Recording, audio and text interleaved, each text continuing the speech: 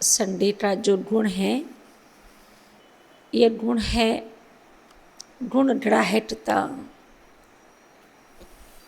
गुण ग्राह्यता, गुणों के ग्राहक बनना है। ग्राहक क्या करता है? क्या करता है ग्राहक? हर स्थान पर उससे जो वस्तु खरीदनी होती है, जिस जिस स्थान पर वस्तु मिलती है वो उस स्थान पर पहुंचता है। पहले हम ग्राहक शब्द को लेते हैं। गुण ग्राहक, वह ग्राहक दुकानदारों के पास जाएगा, व्यापारियों के पास जाएगा, सेठों के पास जाएगा और कुछ न कुछ सामान खरीदेगा। सामान खरीदेगा तो ज़रूर उसको कुछ पेमेंट भी करनी होगी, कुछ पैसे भी देने होंगे उसे।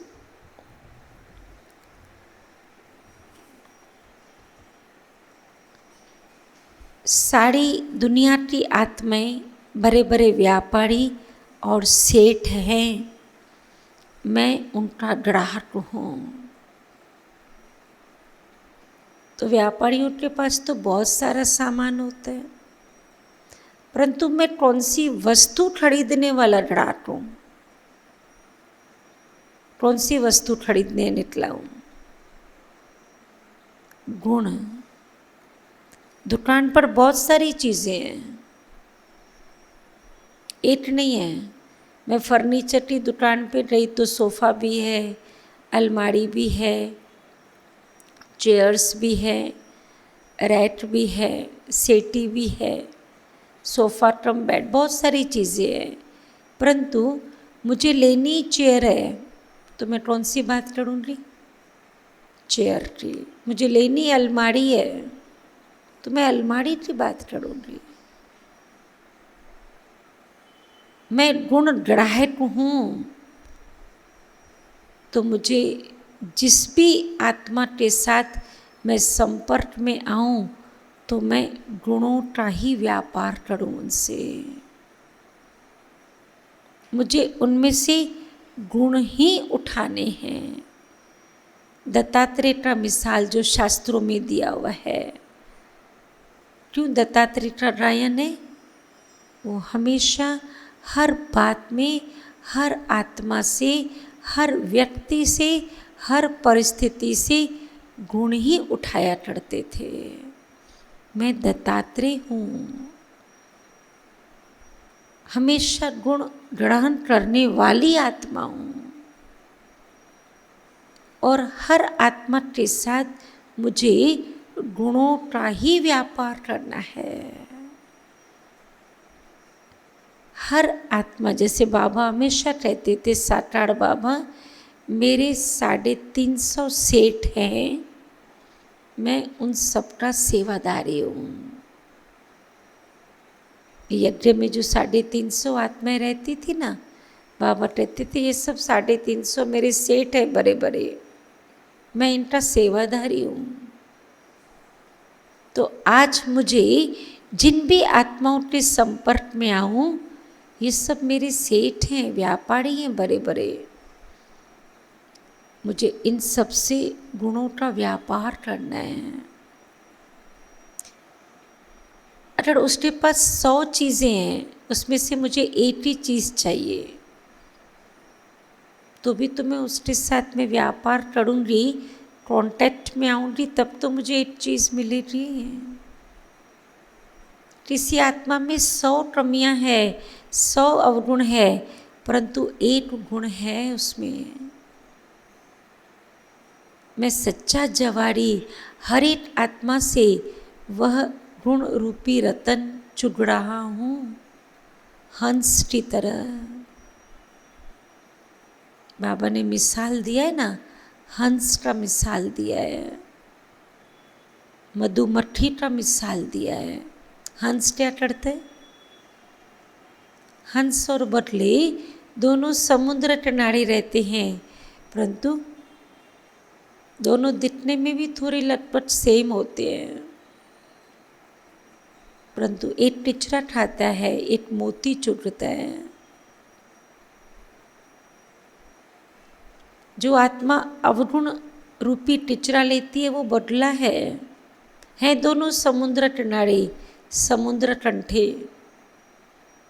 जो गुण रूपी मोती ले रही है वो कौन है? वो गुणग्राह्य है, हंस है वो। गुणग्राह्य दृष्टि माना हंस बुद्धि।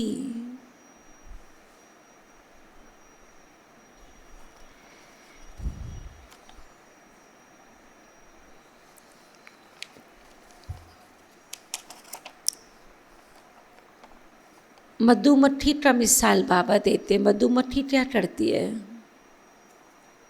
एक होती है टिचरे पर बैठने वाली मक्खी, दूसरी होती है फूलों पर बैठने वाली मक्खी। तो गुणग्राह्य आत्मा क्या करेगी? मधुमक्खी की तरह सब फूलों का रस लेती रहेगी, हर आत्मा की विशेषता देखेगी, हर आत्मा का गुण देखेगी, हर आत्मा से अच्छाई को धारण करेगी, हर आत्मा से विशेषता लेगी। तो मधुमक्खी अपने स्वभाव से, अपने गुण से मधु तैयार करती है, और टिचरे वाली मक्खी बीमारियां बनाती है। तो गुणग्राह्य आत्मा सबके लिए औषधि का काम करेगी, सबको हील करती रहेगी। क्योंकि वह हमेशा जिसको भी देखेगी उसके गुण की दृष्टि से देखेगी, उसको ऊंची नज़र से देखेगी। जब हम किसको ऊंची नज़र से देखते हैं तो वह आत्मा हील हो जाती है, और जब हम उसके कमजोरी के रीति से देखते हैं तो उसको हर्ट होता है।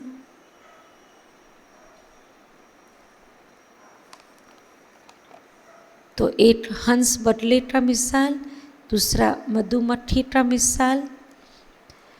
बाबा हमेशा कहते बच्चे गुणों के विशेषता को देखने का चश्मा पहनो। गुणग्राह्य आत्मा क्या करेगी? उसको धंधा ही वो करना है, वो ग्राहक ही उसकी है। जैसे कपड़े का व्यापारी होता है, रात्रि को सोता है तो अपनी चादर भी मापना शुरू कर देता है। तो गुणग्राह्य आत्मा क्या करेगी? चश्मा ही उसने विशेषता का पहन के रखा है। साकार बाबा की बात सुनाते कि बाबा पशु पक्षियों में से भी गुण लेते थे। बाबा सर्प का मिसाल देते थे, बच्चे देखो सर्प कैसे पुरानी खाल छोड़ देता है, बिरमड़ी देखो कैसे बू बू करके आप समान बनाती है। बाबा अपनी मुरलियों के अंदर पशुओं का, पक्षियों का जो उदाहरण दिया करते थे वो उनकी विशेषता का उदाहरण देते थे। तो भगवान भी पशु पक्षियों की विशेषताओं का उदाहरण देकर बच्चों को कितनी प्रेरणाएं देते रहे।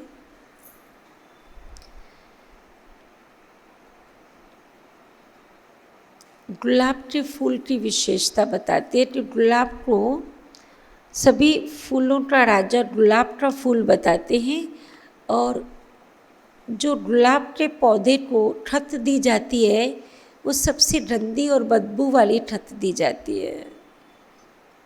इतनी गंदी बदबू वाली खत दी जाती है जो वहाँ पे ठहर नहीं सकती है जब भी उसको खत दी जाती है। और गुलाब का फूल क्या करते हैं? उस गंदी बदबू वाली खत से भी क्या करते हैं? कितना सुंदर रंग रूप और सुगंध ले लेता है। गुणग्राह्य आत्मा भी कैसी भी वायुमंडल में, कैसी भी व्यक्तियों के बीच, कैसी भी परिस्थितियों के बीच अपनी सकारात्मक दृष्टि के द्वारा ड्रामा की हर सीन को कल्याणकारी समझ आगे बढ़ती जाएगी। मीठी मम्मा का मास शुरू हो रहा है। मीठी मम्मा के जीवन का मंत्र था गुण मूर्त बनना है तो गुण धारण करने हैं, औरों के गुण देखने हैं, गुण दान करना है। 3 बातें मम्मा की पट्टी थी। किसी ने मम्मा से पूछा, मम्मा आप मम्मा से लक्ष्मी कैसे बने? तो मम्मा ने कहा 3 बातें जीवन में पक्की हो। गुण धारण करने स्व के लिए, दूसरों को जब देखना है तो गुणों की दृष्टि से देखना है, दूसरों के साथ व्यवहार में आना है तो गुण दान करना है, और अपने जीवन का लक्ष्य मुझे गुण मूर्त बनना है। तो क्या बन जाएंगे? गुण ग्राहक बन जाएंगे।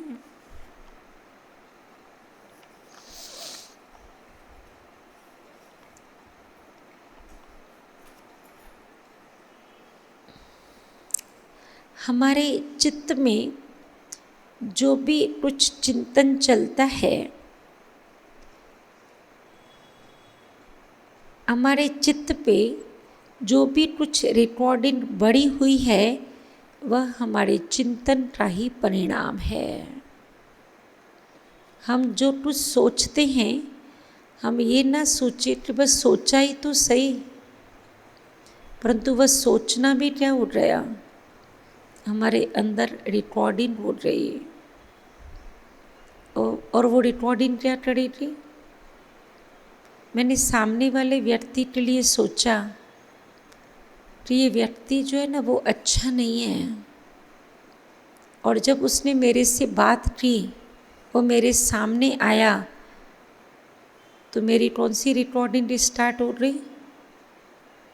ये व्यक्ति अच्छा नहीं है, क्योंकि मैंने वो रिकॉर्डिंग करके रखा है। ये बहुत सूक्ष्म बात है। हमने अपनी समान साथियों के लिए, अपने छोटे साथियों के लिए, बड़ों के लिए मैंने मेरे अंदर क्या रिकॉर्डिंग भर के रखी है, क्या इमेज भर के रखा है, क्या सोच के रखा है। इसे रामायण के अंदर बताते हैं कि भरत और लक्ष्मण को कैकेयी के लिए बहुत नफरत, पर राम के मन में कैकेयी के लिए नफरत नहीं आई। लक्ष्मण और भरत ने कैकेयी के साथ में व्यवहार में डिसरिगार्ड दिखाया, पर राम ने कभी व्यवहार में डिसरिगार्ड नहीं दिखाया, जबकि बुरा व्यवहार ज़्यादा किसके साथ किया? राम के साथ। क्यों? राम ने चिंतन में ये नहीं लिया कि इसने गलत किया, उसने ये सोचा ये नियति है, ये होनी थी। ये सिर्फ निमित्त बन रही बात, उसने उस आत्मा को दोष नहीं दिया। हमारी गुण ग्राहक दृष्टि तब बनती है जब हमारी दोष देने की दृष्टि ना हो। अगर हमारी दोष दृष्टि है तो हम कभी गुण ग्राहक नहीं बन सकते। फिर इसके अपोजिट क्या है? अवगुणों के ग्राहक बन जाएंगे, दोष दृष्टि देने वाले। दोषों को देखने से हमारी दृष्टि, हमारी वृत्ति अवगुणों वाली बन जाएगी, टिचरे भरने वाली हो जाएगी। चिंतन या तो स्वयं के लिए या तो दूसरों के लिए चलता।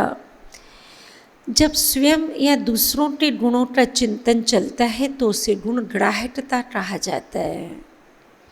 अगर मेरे प्रति चिंतन चल रहा है, मैं आत्मा शांत स्वरूप हूँ, मैं आत्मा सतोगुणी हूँ, मैं आत्मा प्रेम स्वरूप हूँ, मैं आत्मा गुणों के सागर की संतान हूँ, ये चिंतन स्व के प्रति, अन्य आत्माओं के प्रति भी शुभ चिंतन चल रहा है। शुभ चिंतन स्व के प्रति या औरों के प्रति जो चलता है, उस आत्मा को गुण ग्राहक कहा जाता है। श्रेष्ठ चिंतन से ही चित्त की शुद्धि होती है। जो भी सुना ना, प्रसन्न चित्त, प्रसन्न कैसे होगा चित्त? चित्त क्या होना चाहिए? पहले सोच क्या होना चाहिए? श्रेष्ठ चिंतन से चित्त की शुद्धि होती, और श्रेष्ठ चिंतन का आधार ही गुणग्राह्यता है। दोनों बातें ओतप्रोत है। अगर मैं सभी के गुणों को देख रही हूँ तो मेरा अंदर का चिंतन क्या होगा? श्रेष्ठ ही होगा ना। ये कितनी महान आत्माएं हैं, ये कितनी विशेष आत्माएं हैं, ये कितनी लवली आत्माएं हैं, ये कितनी सहयोगी आत्माएं हैं, ये कितनी स्नेही आत्माएं हैं, ये कितनी यज्ञ के प्रति बलिहार होने वाली आत्माएं हैं, ये कितनी परिवार के साथ मिलजुल के चलने वाली आत्माएं हैं। तो अगर मैं उनके गुणों को देख रही हूँ तो मेरे अंदर चिंतन भी क्या चलेगा? श्रेष्ठ चिंतन चलेगा। और जो श्रेष्ठ चिंतन है वह चित्त का शुद्धिकरण है। क्लियर हो गई अच्छी तरह से बातें? दोनों ओतप्रोत है बातें। हम गुणग्राह्य हैं या नहीं हैं, उसके लक्षण पहचान तो मिले ना। हम किसके ग्राहक हैं? गुणों के ग्राहक हैं या अवगुणों के ग्राहक हैं? अगर हमारे मन में ईर्ष्या और द्वेष है, माना हम अवगुण ज़्यादा देखते हैं। ईर्ष्या और द्वेष है, तो प्यार नहीं है माना मेरे अंदर। जिसके प्रति मन में ईर्ष्या और द्वेष होता है उसके अवगुण ज़्यादा दिखाई देते हैं। मुझे आपसे बहुत ईर्ष्या है, आप कितना भी अच्छा काम करेंगी, मुझे आपकी अच्छाई नहीं दिखेगी। आपने 10 अच्छाई किया, एक थोड़ी सी कमी रखी, मैं फट से किस पर ध्यान दिलाऊंगी? ये क्या किया? जो अच्छा किया वो नहीं मैंने बोला, जो गलत किया या जो थोड़ा रह गया वो मैंने बोल दिया। क्यों? क्योंकि मेरी आपसे ईर्ष्या है, मुझे आपसे जेलसी है, मुझे आपसे द्वेष है।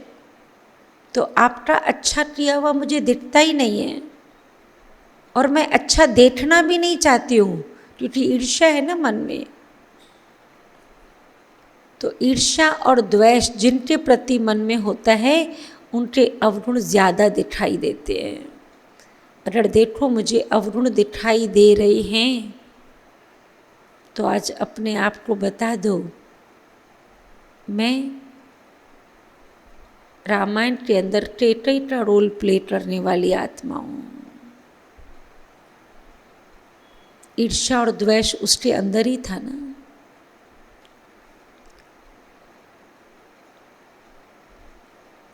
लक्ष्य की विस्मृति और अपने जीवन को सुधारने के बारे में अलवेलापन, यह भी हमें गुणग्राहक बनने नहीं देता।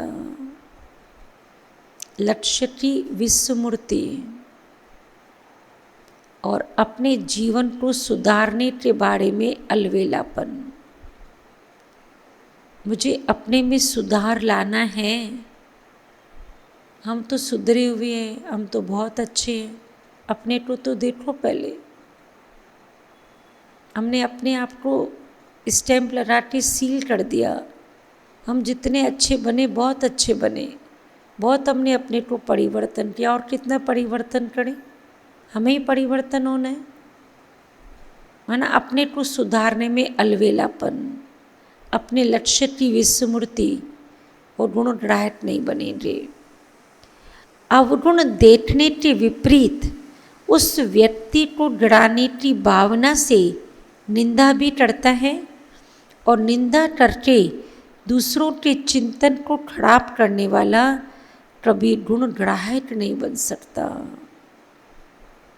अवगुण देखने के विपरीत, अवगुण तो देखा परंतु साथ में मैंने किसी की बुराई देखी और देखते अपने तक सीमित रखा, और मैंने उसकी बुराई देखकर 10 को बताया। बताने के पीछे इंटेंशन ये है कि 10 लोग उसकी बुराई को जानकर वो भी उसको उसी नज़र से समझे। अच्छा, ये फलाने के लिए इतना अच्छा समझते हैं, तो मैं सब इनकी करतूत सुना देती हूँ अभी, तो मालूम पड़ेगा ये कैसे लोग रहे। तो ये पुण्य कमाया मैंने। अवगुण देखने के विपरीत उस व्यक्ति को गिराने की भावना से निंदा करना और निंदा करके दूसरों के चिंतन व चित्त को भी खराब करना, ये अवगुण दृष्टि है। जब मनुष्य की किसी के प्रति कोई तृष्णाएं होती और वह पूरी नहीं होती है तो मनुष्य उससे रूठ जाता है और उसके अवगुण देखना शुरू कर देता है। जब तक हाँ हाँ सहमति, जो आपने बोला वो बहुत अच्छा, जो तुमने किया वो शाबाशी, तो हाँ हाँ ये दीदी बहुत अच्छी, ये दादा बहुत अच्छा, ये बाई बहुत अच्छा, थोड़ा सा करेक्शन दिया, थोड़ी सी सजेशन दिया, थोड़ी सी शिक्षा दे दिया, थोड़ा सा ऑफिशियल कुछ बोल दिया, तो क्या शुरू हो जाता है? क्या शुरू हो जाता है? रूठ जाते उससे, और रूठने के बाद मैं आपसे रूठ जाऊंगी तो आपकी कमियां ही देखूंगी ना, और क्या करूंगी? रूठने वाली दृष्टि क्या करेगी? कमियां ही तो देखेगी।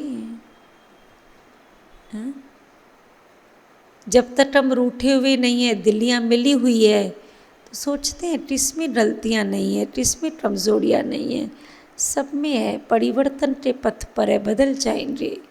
और जब मैं आपसे रूठी हुई हूँ, समझो मैं लता बहन से रूठी हुई हूँ, और कोई आके मेरे से लता बहन की बात करता है, और मेरा अपने मन पर कोई नियंत्रण नहीं है, तो मैं क्या करूँगी लता बहन के लिए? अच्छी बात बोलूँगी? क्या बोलूँगी? हाँ मालूम है ना मुझे, तो उससे आपसे ज़्यादा तो मैं जानती हूँ ना उसे, मेरे से पूछो ना। रूठने के बाद हमारा विशेषता देखने का चश्मा बदल जाता है और बुराई देखने का चश्मा आ जाता है, कलर ही चेंज हो जाता है उसका।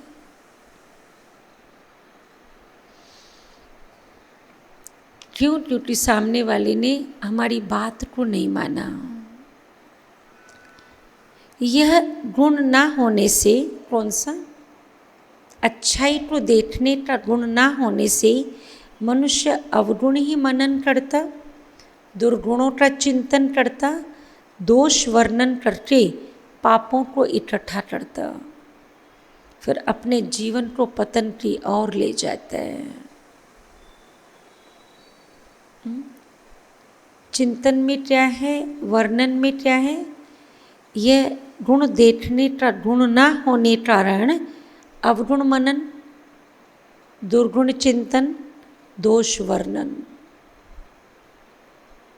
अवगुणों का चिंतन मनुष्य को कांटे की तरह चुभता है और व्यर्थ संकल्प विकल्प चलने से बुद्धि भारी हो जाती है।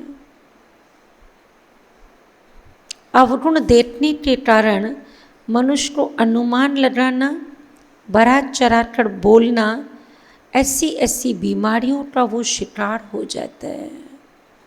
बात कुछ और होगी, छोटी सी बात होगी, उसको बढ़ा चढ़ा के बोलेंगे, अनुमान लगाएंगे, शंका हो जाएगी, संशय मन में पैदा होगा।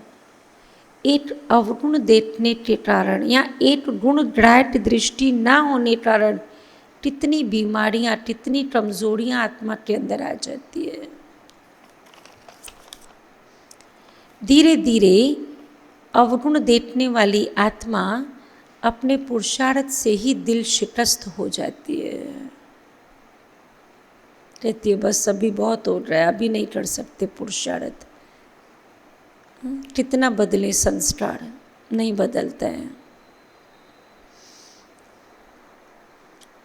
गुण ग्राह्यता को धारण करने के फायदे और उसको धारण करने की कुछ युक्तियाँ।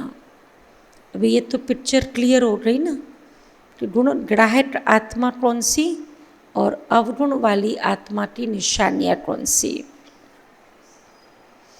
अगर गुण ग्राह्य बनना है तो बार बार स्वयं को अपने लक्ष्य की स्मृति दिलाओ। जैसे मम्मा हमेशा अपने को स्मृति दिलाती थी, मैं कल पहले भी विश्व की महारानी श्री लक्ष्मी थी और अब भी मैं श्री लक्ष्मी बन रही हूँ। तो मम्मा अपने लक्ष्य की स्मृति से, जब मुझे बनना ही लक्ष्मी है, मैं थी हूँ और बनना है, तो मेरा ध्यान सारा किस पे, लक्ष्मी माना ही गुणों की मूर्ति। तो बार बार स्वयं को अपने लक्ष्य की स्मृति दिलाओ। दूसरा, परमात्मा का आदेश है न बुरा देखो, न बुरा सुनो, न बुरा कहो, न बुरा सोचो, न बुरा करो। 3 बंदरों का चित्र दुनिया वाले कहते, बाबा ने 5 चित्र बताए हैं। गुण ग्राह्य बनना है तो परमात्मा का ये आदेश सिर माथे, न बुरा देखो, न बुरा सुनो, न बुरा सोचो, न बुरा करो, न बुरा बोलो। गुण ग्राह्य बनने के लिए हर आत्मा के प्रति रूहानी स्नेह, जो अपने होते हैं ना, कभी उनकी कमियां और अवगुण चित्त पे नहीं आते हैं, जल्दी डिलीट हो जाते हैं। पराए होंगे ना, दूर आर पार के होंगे, तो वो उनकी थोड़ी बात भी चुभती रहेगी। ऐसे हम वार्तालाप में भी सुनते हैं, ये कितनी भी गलतियाँ करे ना, इनको दिखती नहीं है, मैं थोड़ी भी गलती करूँ ना, ये फट से मुझे बोल देते हैं। भाई क्यों ऐसा? क्यों ऐसा होता है? किसकी गलतियाँ हमें चुभती है, किसकी गलतियाँ हमें दिखती हुई भी नहीं दिखती है। तो किसकी गलतियाँ चुभती है? जिनसे प्यार नहीं होता, और जिनके साथ प्यार होता है उनकी गलतियों को हम क्या करते हैं? अगर मोह होगा तो गलतियों को सुधारने के लिए शिक्षा नहीं देंगे। रूहानी स्नेह है तो भले हम गलतियाँ देख रहे हैं, शुभ भावना से हम उन्हें राय ज़रूर देंगे। चित्त पे नहीं रखनी है गलतियाँ किसी की। और इससे फायदे क्या हैं? गुण ग्राह्य बनने से हल्कापन, टिचरा उठाया ही नहीं, अपनी खूबसूरत जिंदगी में कोई अवगुणों का टिचरा डाला ही नहीं, फूलों का ताज पहना है, टिचरे की टोकरी लिया ही नहीं है। ठीक है, क्लियर हो रहा है ये? मैं दत्तात्रेय हूँ, मैं मधुमक्खी हूँ, मैं हंस हूँ। ये स्मृति में रखे गुण ग्राह्य। और लक्ष्य कौन सा? मुझे बनना क्या है? बार बार अपने लक्ष्य की स्मृति से अपने आप को लक्ष्य की स्मृति दिलाते रहे।